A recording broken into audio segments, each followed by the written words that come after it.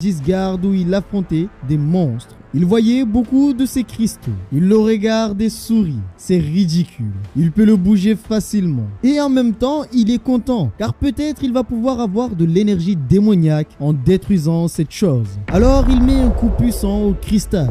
Un coup si puissant que le cristal qui n'avait jamais été détruit, celui qui a été utilisé pour choisir les chasseurs, celui considéré comme étant un minerai extrêmement dur, a fini en petits morceaux. Et ça, ils n'en reviennent pas. Comment c'est possible? En réalité, pour ces stats, c'est juste qu'il est si fort que le système n'arrive pas à calculer à quel point il est fort. Il n'y croit pas. Il l'avait mal jugé et dit que ce bâtard est monstrueux. Mais le truc, c'est que lui, de son côté, il est vraiment déçu, car il pensait pouvoir obtenir de l'énergie démoniaque en détruisant ce cristal. Mais lorsqu'il l'a détruit, il n'a rien trouvé. L'entraînement a commencé. Les jeunes chasseurs n'en peuvent plus. Le poids sur leurs pieds les ralentit et les fatigue.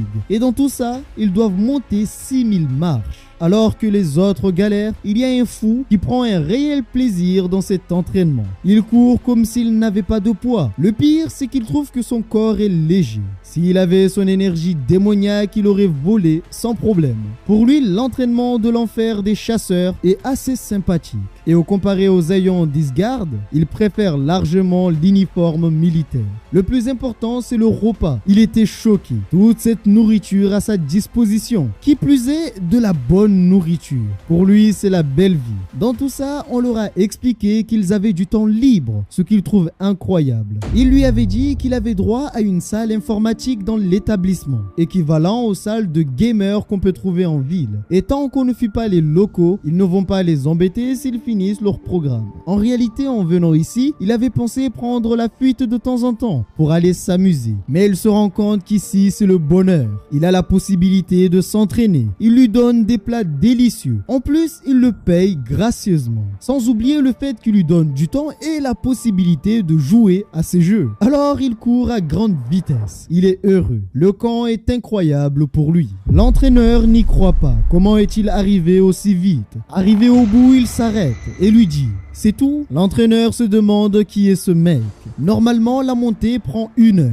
Mais lui, il l'a déjà fini. Il se tourne vers l'entraîneur, l'air heureux. En fait, il y avait un pari. Alors il lui dit: n'avez-vous pas dit que nous aurions droit à une permission si on finissait en moins de 30 minutes? Il lui tend la main et lui donne un papier. Content, il se précipite afin de voir ce que cela pourrait bien être. Il est heureux car il a gagné le pari. Il est arrivé en moins de 30 minutes. L'entraîneur le trouve assez incroyable. Alors il décide de garder un œil sur lui. Lorsqu'ils sont rentrés, un des hommes dit que la salle informatique est ouverte. Lorsqu'il a entendu la nouvelle, il a couru afin de voir cela. Et c'est vrai, la salle info était ouverte.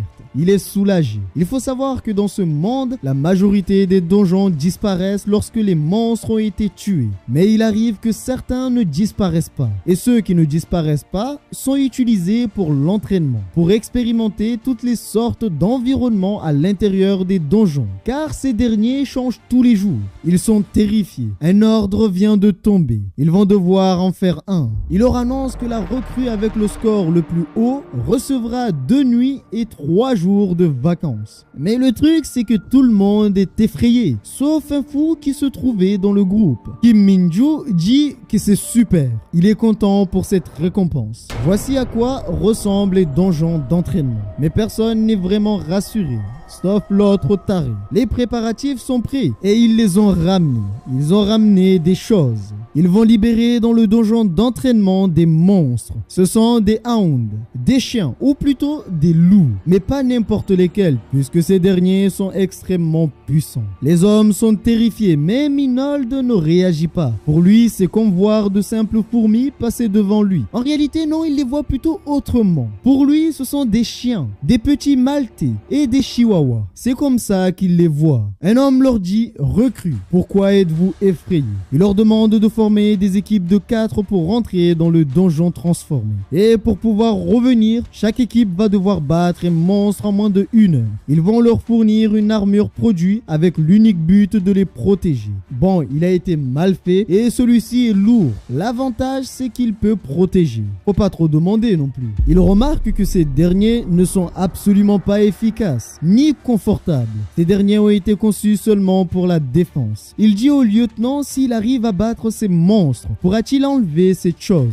Mais celui-ci lui demande pourquoi est-il aussi arrogant. Ensuite, le reconnaît et lui dit si tu veux. Mais n'oublie pas que c'est un travail d'équipe. Tu ne peux pas juste dépasser tout le monde. En réalité, il sait déjà comment il va faire. Pour lui, c'est très simple. Il va juste leur dire comment ils vont devoir combattre pour battre ces monstres. Alors, il leur demande de l'écouter. Écoutez son plan incroyable. Il leur dit que les monstres vont leur sauter dessus pour les tuer. Mais ne vous inquiétez pas, attrapez juste leurs jambes et brisez leurs os en 2. Et si vous arrivez jusqu'à là, ils devraient mourir. Mais bien sûr, s'ils sont toujours vivants, alors pliez leur dos dans la direction opposée et déchirez-les, comme vous déchirez du kimchi. Il est enthousiaste, mais les autres ne sont pas vraiment convaincus de son plan incroyable. Les monstres ont été libérés et ces derniers se sont directement dirigés vers l'entrée du donjon, sans hésitation. Pour lui, c'est normal qu'il ne les attaque pas maintenant. Ils étaient capturés toute la journée et leur maison vient d'apparaître. Alors ils sont retournés directement chez eux. Ils sont assez impressionnés. Pour eux, ça a du sens. Alors ils lui demandent comment il connaît si bien la chronologie des monstres. En réalité, il a dit ça parce qu'il était comme ça dans l'ancien monde. Il voulait juste revenir chez lui.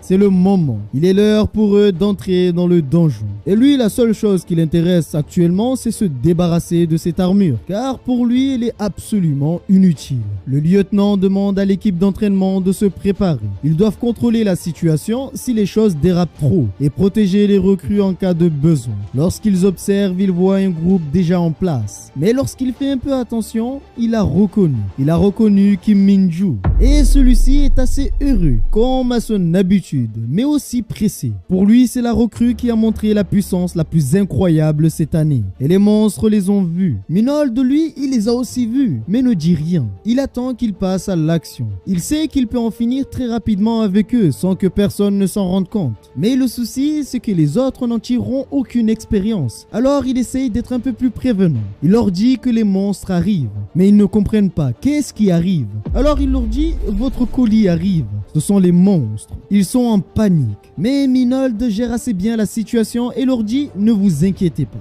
Les armures vont vous protéger. Il décide de montrer l'exemple et demande aux monstres qui veut passer en premier. Mais les monstres ont une stratégie. Ils se séparent chacun de son côté. Kim Min-joo avait vu clair dans leur jeu et un des monstres avait décidé de s'en prendre à lui. Alors, étant donné que c'est lui le premier qui a voulu l'attaquer, il aura droit à une droite de la part du mage noir le plus puissant au monde. Et celui-ci n'a pas supporté sa puissance. Le coup était si puissant que le monstre est mort sur le coup. Ah, comme on dit chez nous, une mais pas deux. Il voit que ses camarades ont du mal à gérer les monstres. Alors pour régler le problème, il lui met juste un coup de pied et il est aussi mort. Ouais bah écoutez, le bouc c'est Saitama avec des cheveux. Tout est facile pour lui. Mais il devient un peu plus sérieux. Il lui dit que s'il se fait mordre, il doit se défendre. Sinon il va penser qu'il est une proie facile. Si c'était une vraie bataille, 2 personnes seraient mortes maintenant. Nous sommes en supériorité numérique. Donc nous devons utiliser ça à notre avantage et mettre de la pression sur eux.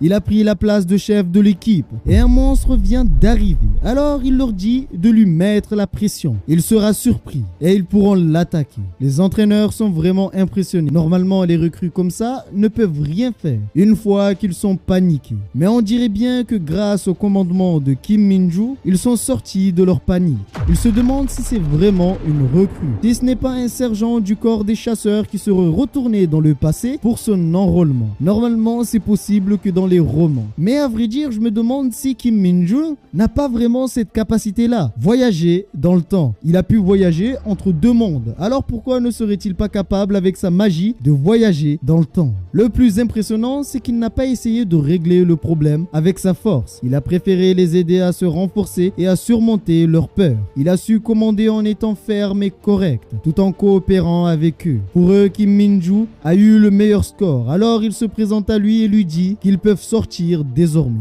Mais avant de pouvoir sortir, quelque chose se produit. Ce n'était pas vraiment prévu. C'est un donjon transformé. On dirait bien que celui-ci est en train de se transformer. Il se demande ce qui se passe, mais Minold ne réagit pas. Il n'y croit pas. On dirait bien que la sortie est en train de se refermer. C'était pas prévu.